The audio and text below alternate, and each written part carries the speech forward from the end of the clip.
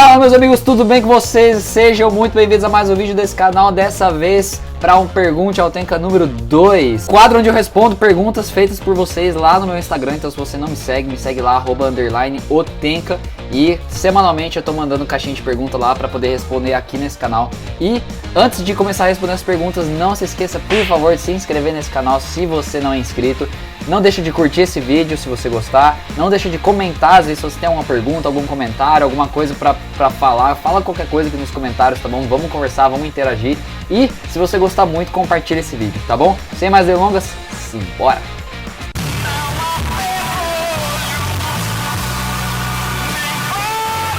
Primeira pergunta, poluição noturna é pecado? Cara, é uma pergunta muito boa, de verdade. Pra quem não sabe, poluição noturna é os famosos, né, sonhos mais 18, né, sonhos, né, pra lá de picantes, calientes, understand, compreende o que falo? E que muitas das vezes, tá bom, principalmente nos homens, essa poluição noturna, esses sonhos, né, um pouco mais quentes, né, podem levar sim, tá? Vou usar os termos aqui cruz, né?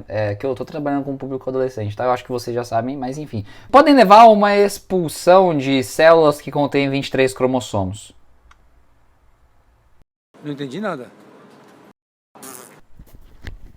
Ejaculação. Ah, agora eu entendi!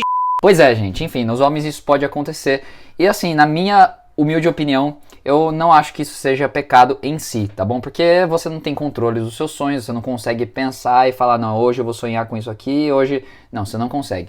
É uma coisa que acaba acontecendo. Só que estudos dizem que os nossos sonhos refletem aquilo que nós consumimos, aquilo que a gente pensa, aquilo que tem a parte da nossa mente durante o tempo que nós estamos acordados.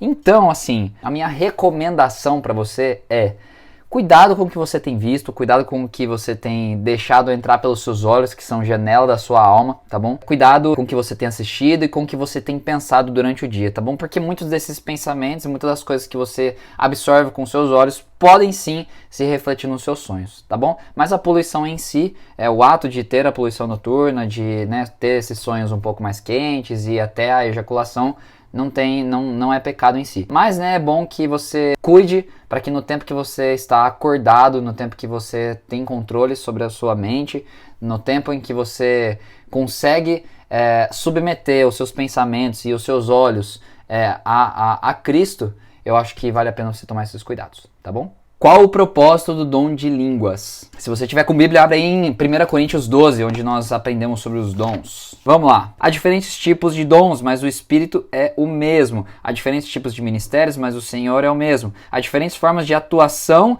e é o mesmo Deus quem efetua em tudo em todos. A cada um, porém, é dada a manifestação do Espírito visando o bem comum. Pelo Espírito, a um é dada a palavra de sabedoria, a outro é dado o mesmo Espírito a palavra de conhecimento, a outro é dado a outro fé pelo mesmo Espírito, outro dons de cura pelo único Espírito, a outros poder de operar milagres, ou outros de profecia, outros de discernimento de espíritos, outros variedade de línguas e ainda outro interpretação dessas línguas.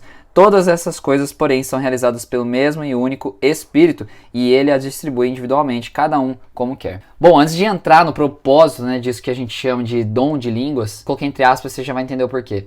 Eu vou falar um pouco sobre o que é, de fato, esse dom de línguas que nós conhecemos como os Charamanai, lá que a gente fala. Durante toda a Bíblia, a gente vê alguns dons que envolvem a comunicação, tá? Que é palavra de conhecimento, profecia, palavra de sabedoria, dom de variedade de línguas e de interpretação de línguas, tá bom? Esses dons, eles envolvem a comunicação, comunicar algo para alguém, tá bom? O dom de variedade de línguas que aqui Paulo ele fala, no original não tá falando de línguas que não podem ser entendidas pelo raciocínio humano, tá bom? Ele tá falando de línguas, de dialetos mesmo. No original, essa palavra no grego se fala glossa, que originou a palavra glossário, que a gente conhece, enfim. Mas aqui ele tá falando exclusivamente de dialeto, ou seja, línguas faladas pelos homens, tá? Ele não tá falando de línguas estranhas. Então aqui Paulo, quando ele tá falando sobre variedade de línguas, é literalmente Deus derramar um dom específico sobre a sua vida, onde você vai ter provavelmente uma facilidade muito grande de aprender esses dialetos, esses idiomas que nós temos aqui no mundo. E aí entra no propósito, que está escrito lá no versículo 7.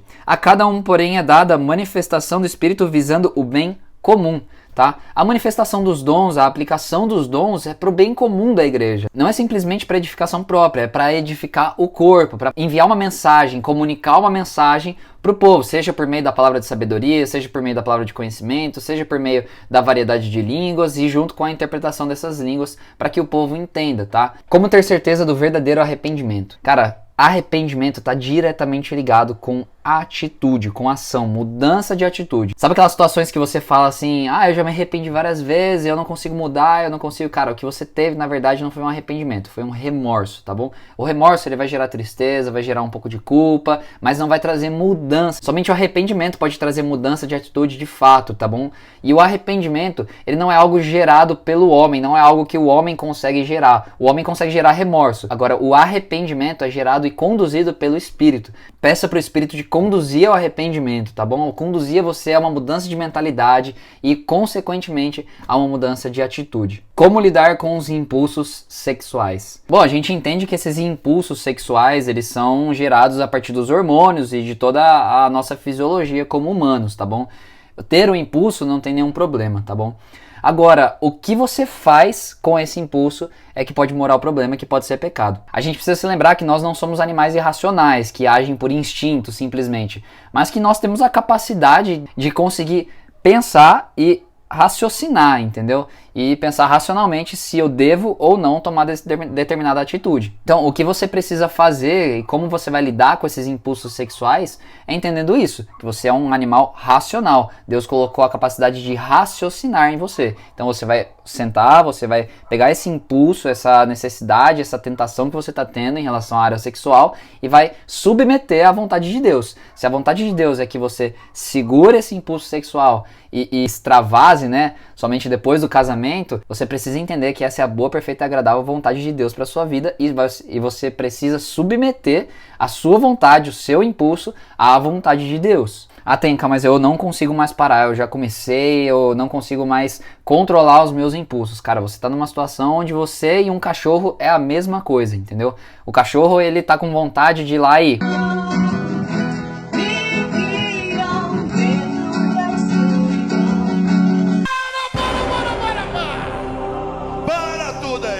Ele vai e faz porque faz parte do instinto dele. Agora se lembra, você não é um cachorro, você é um ser humano. E você precisa agora sentar e fazer uma escolha. Se você vai continuar servindo aos seus impulsos sexuais ou se você vai passar a servir a Deus. Como ouvir a voz de Deus no dia a dia para direcionamentos específicos? Cara, eu acho essa pergunta muito importante. Sabe por quê?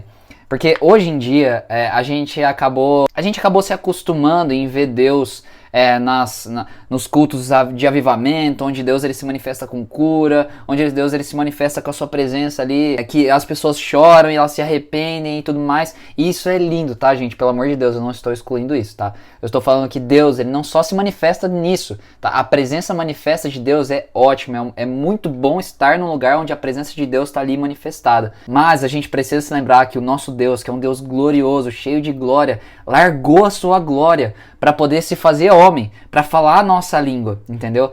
O próprio Jesus, né, que é o Deus encarnado, o próprio Verbo encarnado, ele usava artifícios do nosso dia a dia, ele usava situações do dia a dia, ele usava coisas do cotidiano para poder apresentar o reino. Ele falava, o reino de Deus é como um homem que tinha uma terra e ele saiu da sua terra, encontrou um tesouro, ele vendeu toda a sua terra para poder conquistar esse tesouro. Cara, ele usa coisas que eram do dia a dia, entendeu? O reino de Deus é como uma pedra preciosa, o reino de Deus é como um grão de mostarda, o reino de Deus é como um homem que semeia. Então, tipo assim, ele sempre usa coisas do nosso dia a dia. E Deus, ele não mudou isso. Deus, ele continua querendo falar com a gente nas coisas do nosso dia. A diferença é porque a gente acostumou os nossos ouvidos a ver um Deus que se manifesta só nos terremotos e nas coisas grandes e nos ventos fortes e esquece que Deus, ele também se manifesta numa brisa suave. Graças a Deus que nosso Deus se manifesta com as coisas do nosso dia a dia. Isso nos torna pessoas sensíveis à voz de Deus, entendeu? Quando você olha para as situações do seu cotidiano, para as situações do seu dia e caça por Deus e procura por Deus e fica caçando Deus nas situações, cara, Deus ele tem um prazer de se manifestar. Passe a caçar Deus no seu dia. Eu tenho certeza absoluta que Jesus vai se manifestar e ele vai falar com você nas situações do seu dia. E se lembre, cara, que Deus fez uma promessa. Buscar-me-eis e me achareis quando vós buscardes por mim de todo o vosso coração. Procura por Deus no seu dia de todo o seu coração e eu tenho certeza que você vai achar. É errado mandar versículo Provérbios 25:17 para parente? Deixa eu ver o que tá escrito que eu nem lembro. Tô até vendo o que vai... 25:17. Não faça visitas frequentes à casa do seu vizinho, para que ele não se canse de você e passe a odiá-lo. Olha, errado não é, entendeu? Mas eu acho que se o seu parente, ou enfim, quem for que esteja visitando a sua casa com muita frequência, e você tá passando a querer odiar essa pessoa, ore por essa pessoa e para que o Espírito de Deus caia sobre a vida dela e que ela entenda esse princípio muito importante da palavra de Deus. E é isso, meus amigos. Se a sua pergunta não foi respondida aqui, continua perguntando no meu Instagram, porque eu sempre tento pegar pessoas e perguntas diferentes para estar respondendo aqui. Não deixe de curtir esse vídeo, não deixe de se inscrever, por favor. E principalmente não deixe de comentar nesse vídeo. Nesse começo do canal, gente, os comentários, todo esse engajamento da parte de vocês com o canal, além do YouTube entender que vocês estão gostando e estão curtindo do conteúdo desse canal, isso me ajuda demais, gente. Vocês não têm noção. E é isso. Espero que você tenha gostado, espero que de alguma forma tenha edificado sua vida, espero que Jesus tenha falado do seu coração. E é isso. Deus abençoe, até a próxima. Falou!